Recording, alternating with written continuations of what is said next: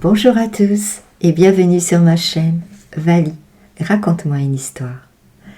Je vais vous raconter aujourd'hui 2 textes de 2 abonnés de la chaîne. Le premier est de Chantuveis. Très belle écoute à tous. 3 doigts à chaque main. Les orques ont 3 doigts à chaque main, pas un de plus. Cela leur a donné l'idée du paquet. Un paquet égale 3. La notion de paquet est très pratique.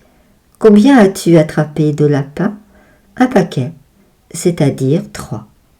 Pareil pour les êtres humains à la chair si douce. Combien? Un paquet. Ça fait toujours 3, mais c'est plus lourd. Rappel important. Tout comme les lapins, il faut assommer les humains pour les empêcher de bouger dans le sac. Un orque est un être très bien organisé. Quand il part à la chasse, il dit « Je pars à la chasse ». Si on lui demande combien il va rapporter, il répond « Un paquet ou 2 ». Alors les vieillards de la tribu lui rappellent qu'il faut prendre des sacs. « Oui, mais lesquels ?» demande le jeune orque. « Il n'y a que les jeunes orques qui partent à la chasse, les vieux restent au coin du feu. »« Ça dépend de ce que tu veux chasser », répond en général le vieux grand-père orque ou la vieille grand-mère. Et là, le problème commence. Le jeune orque ne sait pas quel sac il doit prendre. Certains orques peuvent rester assis pendant des heures devant des sacs vides sans pouvoir se décider. Et pendant ce temps, ils ont faim, très faim. Tout d'un coup, le ventre de l'orque se tord de douleur et prend le pouvoir. L'orque doit lui obéir. Il se lève brusquement et prend un sac ou 2 au hasard, puis il part. À ce moment, on le rappelle. « Hep, ta massue !» C'est vrai, il oublie toujours sa massue. Une fois sur place, les ennuis commencent. L'orque assomme 3 êtres humains, mais il n'a emporté qu'un sac pour lapin. Comment faire? Il essaie de faire entrer la nourriture dans le petit sac, mais il n'y arrive pas. Il est obligé de tout laisser sur place pour aller chercher un grand sac.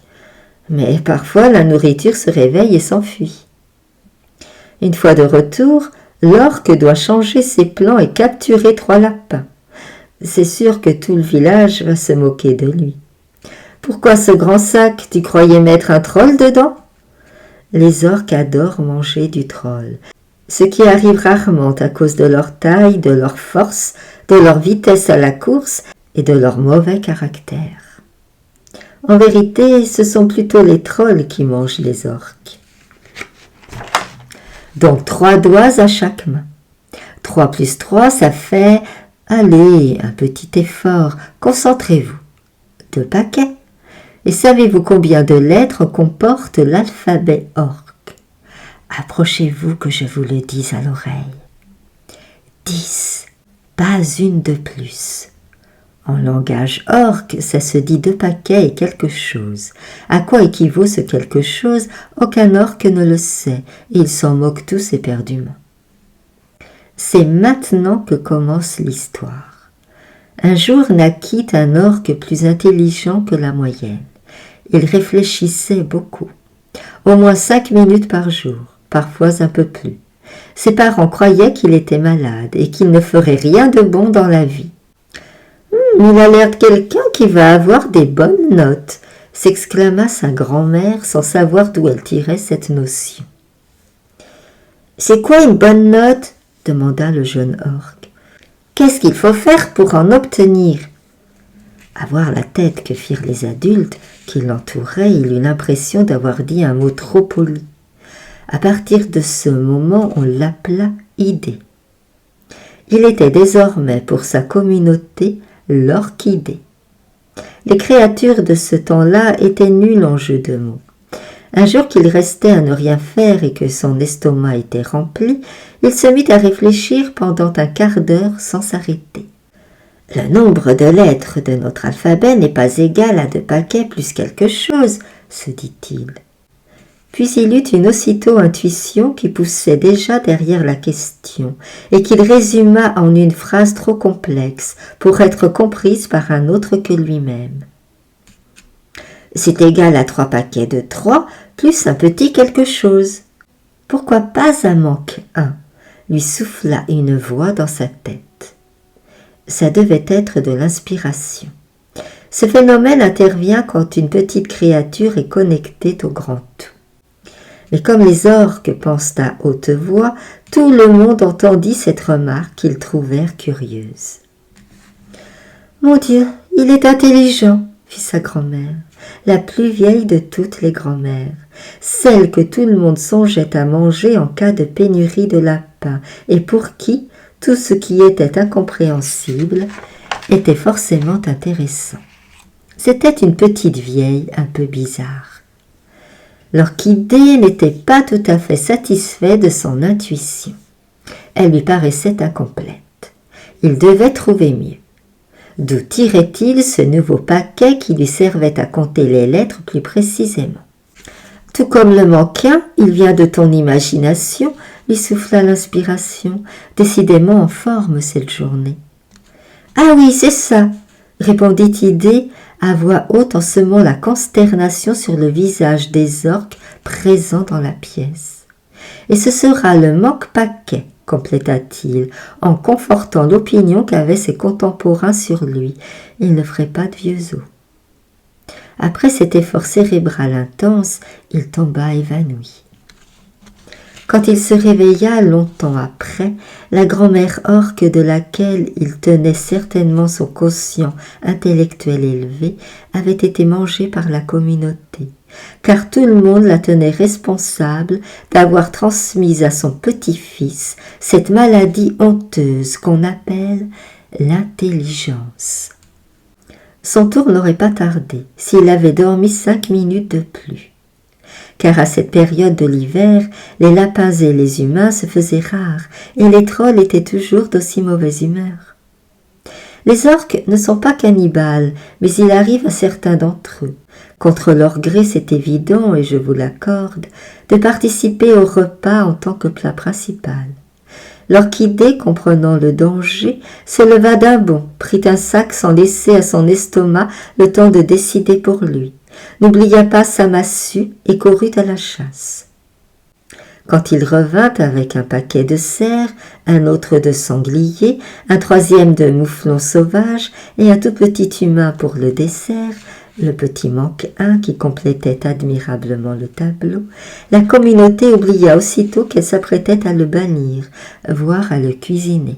« D'où tu la sors ta main, qui veut dire paquet, de plus que 2 paquets et que tu appelles manque-paquet ?» demanda un orque juste pour faire l'intéressant, car au fond ça lui était égal. « Et que veut dire le manquin ?» rajouta une jolie orque, pour qui un aussi bon chasseur avait après tout le droit d'être intelligent s'il en avait envie. L'orchidée mit quelques années à trouver la solution. Entre-temps, il se maria avec Myrtille, la jeune et jolie orque qui ne détestait pas les gens bizarres. Elle tomba rapidement enceinte. Un jour, qu'il regardait le ventre de sa compagne grossir, il se mit à rire. « Tu n'as pas un ventre en colère, il est gros parce que tu as un bébé orque là-dedans, » fit-il. Puis il écouta ce qu'il avait dit. Quelle preuve avait-il de ce qu'il y ait un bébé dans ce ventre? Aucune. C'était une supposition. Pas encore une réalité. Et la main paquet supplémentaire était pareille. C'était une main sans réalité, une main irréelle. Aucune philosophie n'était encore allée aussi loin. L'orchidée ressentit une sorte d'ivresse. Il eut l'impression d'avoir trouvé un trésor servi chambré à la bonne température, ni trop chaud ni trop froid. Car les orques mangent les trésors, c'est pourquoi les humains les cachent. En fait, l'orchidée venait de découvrir le monde de l'imaginaire, sans deviner qu'il lui devait son existence. Une main imaginaire, suivie d'un doigt imaginaire, encore un doigt d'imagination, et Dieu sait ce qu'il pourrait inventer. Peu de temps après, il fit scandale dans sa communauté en déclarant « L'imagination, c'est de penser à des choses qui n'existent pas et qui pourraient nous rendre service. Pourquoi faire? Ou ça sert à quoi? Furent les deux seules questions qu'on lui posa. Il se sentit humilié. Ne pas être compris des siens était une blessure, mais il garda qu'il avait deviné que l'imagination sert à expliquer la réalité. Personne ne l'aurait compris. Quelques semaines plus tard, sa femme Myrtille accoucha et il se retrouva papa d'un adorable bébé orque. À voir la vitesse à laquelle son fils apprenait tout ce qu'il y avait à apprendre, il comprit que lui aussi serait intelligent. C'était une malédiction, une machination diabolique. Avec l'accord de Myrtille, car ils étaient progressistes, l'orchidée finit par appeler son fils Adre, ce qui ne veut rien dire. Puis il fit une dépression qui dura très longtemps et qui fut mal soignée, car les orques n'ont pas de docteur et encore moins de psychiatre. Ce fut son fils qui le guérit de manière soudaine en lui déclarant, à l'occasion de ses 5 ans, qu'il rêvait d'inventer des lettres pour compléter l'alphabet orque. Elles ne serviraient à rien, précisa-t-il, car les orques n'ont pas grand-chose à dire, mais ça ferait joli. L'orchidée regarda son fils, l'orcadre, et lui dit avec tristesse et ironie. « Chouette, alors il faudra aussi inventer le manque de. »« Le manque quoi ?» répond le fils. « Le nombre manque de pour dénombrer ta lettre supplémentaire. On a l'air de quoi si on ne sait pas dénombrer ne serait-ce que nos lettres? C'est vrai quoi? Les humains mangent des vaches qui sont plus stupides qu'eux. Nous les orques, nous mangeons des humains. J'ai parfois l'impression que nous sommes plus bêtes que notre nourriture, c'est vexant. Mon fils, tu vas inventer la manque première lettre de notre alphabet et le nombre manque 2. Je serai beaucoup fière de toi. Oui, surtout qu'avec cette nouvelle lettre, on va pouvoir créer au moins 2 ou 3 autres mots. Peut-être même une main plus un doigt de mots nouveaux. On n'arrivera pas à tous s'en rappeler si on en invente trop des mots nouveaux. Les 2 orques restèrent songeurs un moment. Puis le fils d'un ton pénétré dit à son père. « Papa, un jour j'aurai un fils, imagine, qu'il invente une manque 2e lettre accompagnée de son manque 3e nombre. »« Ce sera mon petit-fils. Or, papa, un manque 3e nombre, ça fait une 2e main imaginaire, ou autrement dit, un 2e manque paquet. Plus tard, nous aurons 2 vraies mains et 2 mains imaginaires pour compter, et autant de lettres à notre disposition pour écrire. Nous aurons fait un saut conceptuel, ce qui est pratique. Conceptuel est l'un des 3 mots que ma manque 2e lettre me permet d'inventer. Conceptuel, c'est magnifique. Dire qu'il va falloir attendre de nombreuses années pour connaître les mots que permettra la manque 3e lettre inventée par mon futur fils, ton futur petit-fils. Ça va être long. Et ils plongèrent dans la mélancolie.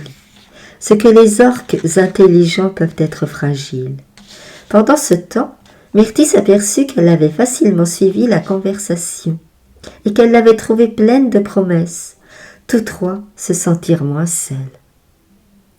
Si les femmes participent au débat, nous serons plus nombreuses à réfléchir, dit-elle avec un grand sourire. Quelques mois plus tard, elle accoucha d'une fille qu'elle prénomma Fraise et qui se mit à babiller plus rapidement que les autres bébés. Il ne fallut pas attendre très longtemps pour connaître les mots autorisés par la manque 3e lettre. Ça aussi, c'était révolutionnaire. Le texte de Sweetie. Madeline était une petite fille aux yeux habituellement pétillants comme des étoiles. Mais aujourd'hui, un voile gris recouvrait son regard. Un horrible coup de mélancolie s'était abattu sur elle, telle une couverture de pluie un jour d'été. Tout lui paraissait fade et sans intérêt. Ses joujoux préférés restaient sagement dans leur coin. Les couleurs de ses dessins semblaient ternes, et même le chant des oiseaux par la fenêtre ne parvenait pas à percer son chagrin. Elle s'était réfugiée dans un fauteuil du salon, les genoux ramenés contre sa poitrine, le menton posé dessus. De grosses larmes silencieuses roulaient sur ses joues et venaient mouiller le tissu de sa robe à fleurs. Elle ne pouvait exactement définir ce qu'elle ressentait. C'était comme une grosse boule dans la poitrine, une boule à la fois lourde et douloureuse, qui ne lui ôtait pas seulement le sourire, mais aussi toute envie de jouer. Sa maman s'était bien aperçue que quelque chose n'allait pas. Elle l'avait interrogée pour tenter d'identifier la source du problème. Elle avait tenté d'endiguer cette peine à grand renfort de câlinous et de toutes sortes de gestes affectueux qui, d'ordinaire, calment les enfants. Elle lui avait même raconté ses histoires favorites. Sa manœuvre fut vaine. La mélancolie de Madely était tenace. Elle s'accrochait à elle, ainsi que le ferait une petite sangsue invisible. Soudain, une petite chose chaude et douce vint se poser délicatement sur sa joue. Madely sursauta légèrement et leva les yeux. C'était Bijou, son petit chaton roux et blanc. Bijou la regardait avec ses grands yeux verts, curieux et pleins d'affection. Alors, sans qu'elle s'y attende, cette adorable créature se frotta doucement contre sa joue, ronronnant comme un petit moteur, avant de déposer un minuscule bisou sur sa joue humide, avec une infinie délicatesse. C'était un petit contact léger, chaud et plein de tendresse. L'effet de ce petit geste inattendu, pur et sincère, fut instantané. Une surprise douce traversa la tristesse de la petite fille. La lourdeur dans sa poitrine sembla se faire un peu plus légère.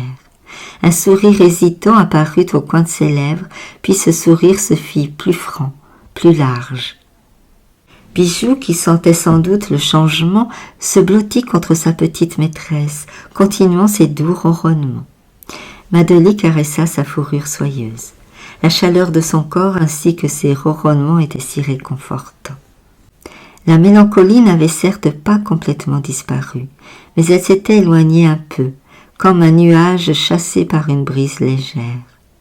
Le petit bibi de Bijou avait été comme un rayon de soleil perçant les nuages gris.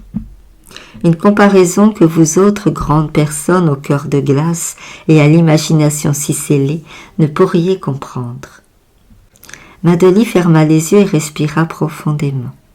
La tristesse était toujours là, mais moins forte, moins oppressante. Elle sentait la douceur de la fourrure de Bijou contre sa joue et se souvenait de ce petit bisou plein d'amour. « Merci, mon petit chéri », dit-elle d'un ton plein de gratitude. « Je ne savais pas que ta présence adoucirait mon petit cœur alourdi. » Et elle le dit en le caressant avec plus de tendresse encore. « Maman est gentille, mais elle ne comprend pas tout. Les gens ne comprennent pas tout. Et souvent j'ai remarqué que, quand ils avaient un problème, ils tentaient de nous faire croire que tout allait bien. Mais je le sentais, moi, quand ça n'allait pas. Elle avait beau me dire le contraire, mais je voyais bien ce qu'il en était. Surtout quand elle a crié après papa, qui est parti sans même nous dire au revoir aux États-Unis. Ce soir-là, Madely s'endormit avec son doux ami blotti contre elle. La mélancolie n'était plus qu'un mauvais rêve lointain, et dans son cœur, la chaleur d'un petit bisou continuait de briller doucement. Elle savait que même dans les moments les plus tristes, un peu d'amour et de tendresse pouvait apporter un réconfort inattendu et précieux. Et elle ne se trompait pas, la douce Madely. C'est elle qui m'a raconté son histoire. Et moi qui vous parle, Titi, moi qui ai gardé mon âme intacte. Je fus très touchée par son récit. Si d'aucuns croient que ce récit n'est que faribole de la part d'une petite fille, ils ont tort de A à Z. Car ils ne peuvent comprendre que la mélancolie peut se soigner grâce à un instant rempli de tendresse. Et je pense que malgré le temps qui passe, Madely gardera la tendresse en elle, grâce à son petit Bijou. Un grand merci à Chantu et à Sweetie pour ces deux beaux textes.